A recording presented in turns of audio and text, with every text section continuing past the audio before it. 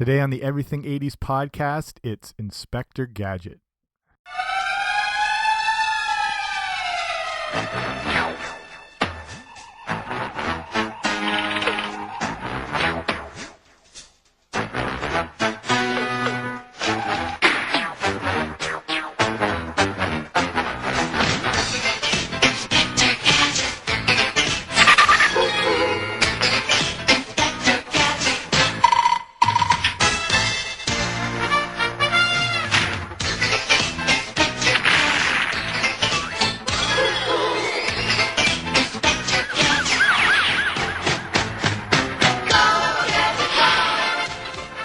Hey guys, what's happening? Welcome back to the Everything 80s podcast. I'm Jamie. Obviously now we're looking at the story and everything to do with Inspector Gadget, one of the probably most beloved cartoons of the 1980s. So this will tell you the development of the show, how it came together, the impact, the future, all that great stuff.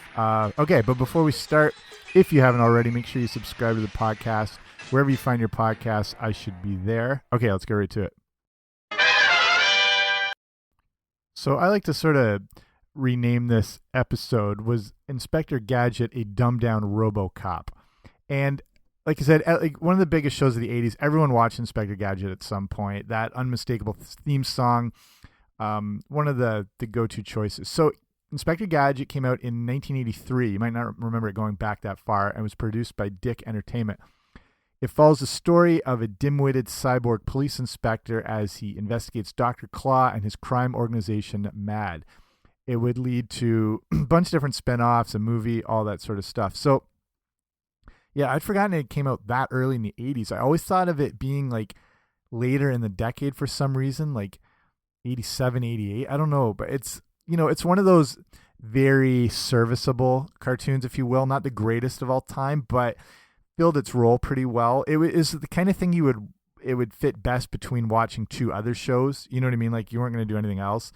It bridged the gap well and made for some pretty easy watching. So it went from 83 to 86 and lasted in syndication until the late 90s. So let's have a look deeper here. So the production company, like I said, Dick Productions, was actually a French company, and it didn't have an American base until 1982. The American arm of it was founded by Andy Hayward, who was a former story writer for Hanna-Barbera. Inspector Gadget would be one of the first productions for the American-based side of the Dick Production Company. So Hayward had developed the idea of Inspector Gadget based on a show from when he had been working at Hanna-Barbera. This is a big throwback, depending how old you are or how much you know of your TV cartoon nostalgia. It was a show called Dynamite Dog Wonder from 1976, and it was part of the old Scooby-Doo Dynamite Hour. I don't remember, I wasn't even born then. I vaguely remember references to Dynamite. Everyone knows Scooby-Doo, but not enough that I knew anything about this. So Dynamite was the sidekick of the Blue Falcon, and Dynamite would always be outfitted with a variety of different contraptions. So the Blue Falcon himself was written as kind of not the sharpest tool in the shed. So Hayward combined this dim-wittedness and the contraptions from Dynamite all put together as the basis for Inspector Gadget. So obviously it's also hard to ignore the influence of Maxwell Smart from Get Smart, as this had definitely inspired Inspector Gadget. So this bumbling detective always plays well, and there was no reason that it wouldn't in cartoon form. So, in fact, Don Adams, who played Maxwell Smart, would voice Inspector Gadget, and one of the Get Smart writers, Jack Hanrahan, would become a writer on Inspector Gadget. So, you know, there's a full-on influence there. So, this is looking now at developing the whole show. The pilot of Inspector Gadget had to go through a few different changes before it got on the air. The pilot episode, you can find this on YouTube too, was first going to be called Gadget in Winterland, but they changed it to Inspector Gadget Winter Olympics. It's kind of weird to look back on the old cartoon. I'll get to it in a sec.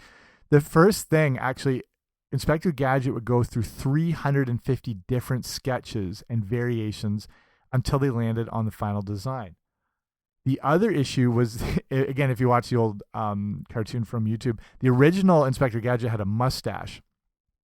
The problem is it probably looked a little too familiar having an inspector with a mustache, and that would actually be an issue because MGM would contact Hayward and Dick Entertainment to say, hold up on the mustache. He looked way too much like their Inspector Clouseau, so they had to take the mustache off. It was probably a good idea, though, because keeping the mustache, I think like they always would have associated Inspector Gadget with Inspector Clouseau. And again, they probably would have been sued to Kingdom Come as well. So there was also the voice issue. Gadget would end up going through 2 other voices before they ended up with Don Adams. They started with a famous voice actor called Gary Owens. And he had been, he provided a voice on the Dynamite show, so they were familiar with him. He wouldn't last, though. And in the pilot, they also used the voice of Jesse White, who was the original Maytag repairman, to do the voice of Inspector Gadget. So a few different choices. Ultimately, Adams would be the final choice. So the show has a whole different feel to it with Inspector Gadget in a mustache and a different voice. It's not even the same thing, honestly. If you just look up the original pilot on YouTube and you'll see the whole thing. So let's look at the characters of Inspector Gadget. So obviously, to start with him, he is technically a cyborg in that he's half man and half machine and has thousands of high-tech devices and instruments on his body. He's not the brightest, but is still very dedicated to the law. So he has, again, like that look of Inspector Clouseau from Pink Panther, but more dim-witted, more gullible, more naive kind of thing. And despite all the assistance he gets, he is the one that ends up saving the day, most often not even realizing how he did it. Okay, next main character, Dr. Claw, the main antagonist of the show. Dr. Claw is the leader of an evil crime syndicate called MAD. And there's actually never a clear definition on what MAD stood for during the series. But there's different ideas that it could stand for mean and dirty, possibly malevolent agent of destruction, and last but not least, men against dogs. These are actually like considered. I feel the malevolent agent of destruction works probably pretty well. We only ever see the arms of Dr. Claw, and he's always holding a cat, which is very James Bond ripoff-ish, but, what are you going to do? So, the whole point, Dr. Claw is evil. He wants nothing more than to destroy Inspector Gadget. He was originally voiced by a fellow Canadian named Dan Franks, and he would do voices on the Star Wars spin-off cartoon Ewoks and Droids, and this is the ultimate throwback. He did the voice of Boba Fett in the iconic and hated Star Wars holiday special. I hope you've seen it. If you're listening to a sort of pop culture 80s based show, you're probably familiar with the Star Wars holiday special, which is a whole podcast on its own, even though it came out in the 70s. But the one thing that stands out from that horrific, this is considered if you haven't seen it, this is considered one of the worst things ever put on television. And it is as bad as you think. It's unbearable. You watch it enough that it sort of has this kind of ironic charm to it, but it is terrible. And the only thing that really stood out as being kind of good over this 2-hour special was a cartoon that was the very first appearance of Boba Fett. And so the voice of Boba Fett would end up being the voice of Dr. Claw and Inspector Gadget. Well, that was actually the original voice. They then switched that again, and they would go with Frank Welker, who you probably have heard of as well. He did the voice of Fred on Scooby-Doo. He was, of course, Megatron, one of the most famous cartoon voice actors of all time. The next character is Penny. Penny is the Inspector Gadget's niece and really the brains behind the whole operation. She's the one who always ends up foiling Dr. Claw. She uses a lot of various technology. She's always, she foils everything. She ends up, she could be kidnapped, but she gets her way out of it. And you just kind of the backbone of the whole thing, the sort of unsung hero of the cartoon. So the voice of Penny would be done by Dr. Claw's daughter, that first actor Don Franks, and his daughter's name was Cree Summer. She did the voice of Penny. She was later one of the stars on A Different World, if you remember that show. So Brain is one of the other brains of the operation. He's Penny's dog and somehow an adopted brother. I don't know how that worked out. Brain is the only one who really knows that Penny is the smart one and that she's really the savior and always saving the day all the time. And so Brain's job, if you remember for the cartoon, was always to keep Gadget safe during the missions. And that way Penny could spend her time trying to thwart Mad and Dr. Claw. And then if you remember, he would often disguise himself while following Gadget, making Gadget think he was a Mad agent, but he was always on the lookout. The next one, and again, depending if you remember this, was Chief Quimby. And that looks like it would set the stage for Mayor Quimby from The Simpsons. But Chief Quimby is the boss and chief of police. And he would usually pop up at the beginning of each episode and if you remember, he'd hand Gadget a piece of paper that would describe his mission. Once it was read, the paper would self-destruct, blowing up in Quimby's face. Very Mission Impossible. I'm realizing how much they ripped off now. But I have to think, Mayor Quimby, I don't know if there's a connection with Chief Quimby from Inspector Gadget, but who knows. So here's some more actually on the kind of interesting backstory on Inspector Gadget. If you ever wonder how he became a cyborg, it was never really fully addressed, and you just had to kind of jump on board that this guy's half man, half machine. Kind of, again, another ripoff of the $6 Million Man, Steve Austin. But they actually answer this in a Topps trading card from 1991. It turns out that Inspector Gadget started his life as John Brown, an ordinary police detective. One day, Brown would slip on a banana peel and would fall down a flight of stairs, which is typical Gadget. Somehow, he's rescued and sent to a hospital. When he wakes up, he finds that he's awoken from an operation that has now somehow created 13,000 crime-fighting gadgets attached to his body. So Topps wouldn't tell us, any more of the story. They don't say who decided to do this to him. There's no waiver signed before going through a procedure like that. But now you know that John Brown suffered a fateful, accident that turned him into Inspector Gadget. So now the iconic TV theme song, again, probably one of the most famous cartoon theme songs of all time. And again, I think had a big impact on the success of a show. I don't know, I think like a good, obviously like a theme song could draw you in and make you want to watch more. If it's kind of addictive and it's like a jingle, like an earworm, it's stuck in your head and you're thinking about the show and you're more likely to tune in. I don't know how the intentions work, but it did create a mood and a tone, so it's instantly recognizable. Turns out you might have recognized it from something else, as the theme song is influenced by a pretty famous piece of classical music. So the composer named Shuki Levy wrote the theme song for Inspector Gadget, and he would also create the iconic He-Man theme song and also Power Rangers. So Levy wanted to make something memorable and also somewhat familiar that you feel like you've heard it before and it kind of gets stuck in your head.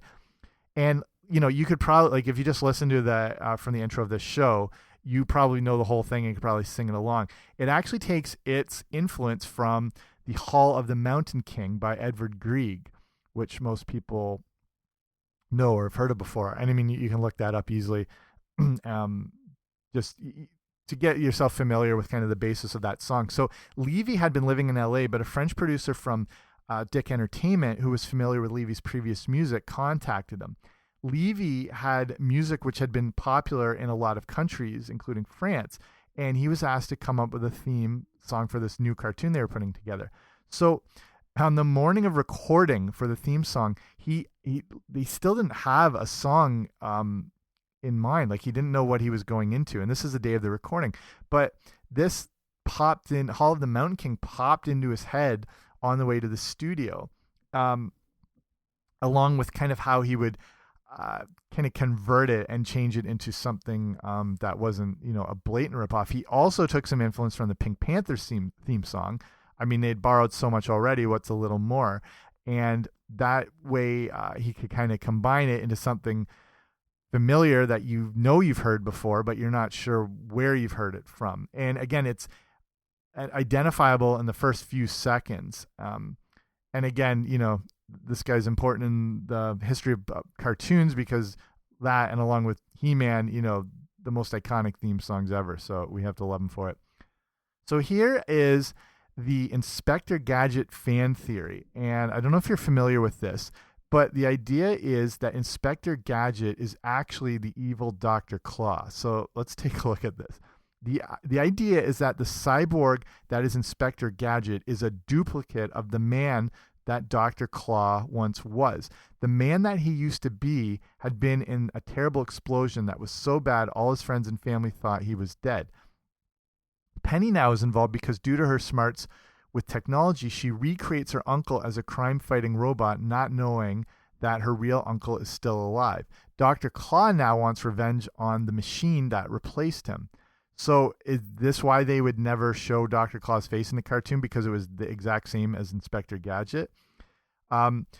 I don't know. My theory is that the man that is Dr. Claw is old John Brown from way before and actually may very well indeed be Inspector Gadget. It's maybe a combination of both these theories. So what you're watching in the cartoon is two different people in two different forms. I don't know. That's an obscure one, but interesting. Okay. We'll start wrapping it up here a little bit. So you might wonder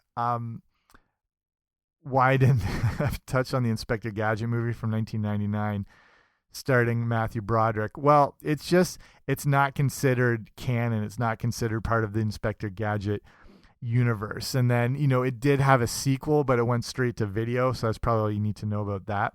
But there have been a ton of various Inspector Gadget spin-offs over the years. Here's a few.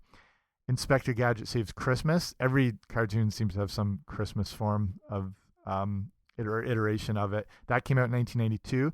There's Gadget Boy and Heather. Gadget Boy was a younger version of Inspector Gadget. That came out in 1995. There's Gadget Boy's Adventures in History. Inspector Gadget's Field Trip from 1996. There's Gadget and the Gadgetinis. This is some weird French version from 2002. There's Inspector Gadget's Greatest Gadgets, which is a clip show only released on VHS in 1999. You'd have to be a huge fan to have bought that, I think. Inspector Gadget's Last Case came out in 2002. And then, which turns out it wasn't his last case, then they'd have Inspector Gadget's Biggest Caper Ever, which was a 3D animated version made in 2005. So you probably have seen now that Netflix released a CGI animated version of Inspector Gadget in 2015. Has a whole different theme song, but you can actually hear more of Hall of the Mountain King in that theme.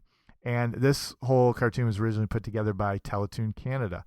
So I watched a little of it, and it's okay. I'm obviously not the demographic they're going for now, and it's interesting who the actual demographic is. I mean, they're going back to old cartoon franchises just to see if they have some more life in them. Then that way it's a little, you don't have to be as creative. There's already backstory and characters and everything like that. It's a quicker production. I guess there is the nostalgia factor that, people who grew up in the 80s would tune in, but I don't know if they're the intentional long-lasting viewer. But, it's interesting to see that this franchise has lasted for more than 30 years and there's still some interest in it. And again, Inspector Gadget's a big part of the cartoon landscape of the 80s and remembered fondly. I don't think anyone has bad memories of Inspector Gadget. And amazing, actually, that it was able to stand out in the golden age of cartoons where there's so much competition. So to make a dent in that era is pretty significant, for a cartoon that, it lasted 3 years, which is pretty good, where a lot of big-time cartoons only lasted a year or two alongside all this other massive competition. So that's pretty much it on Inspector Gadget. Like I said, a little more interesting than you might have thought as far as, with the production and everything and the different fan theories and all that stuff. So hopefully you enjoyed this episode. That's it for me. Thanks for listening. Again, if you haven't already, subscribe wherever you get podcasts. I think I'm officially on every single podcast platform now, which should make it easy for you to find. But I appreciate you taking the time to listen to this one, and I'll see you later. Bye.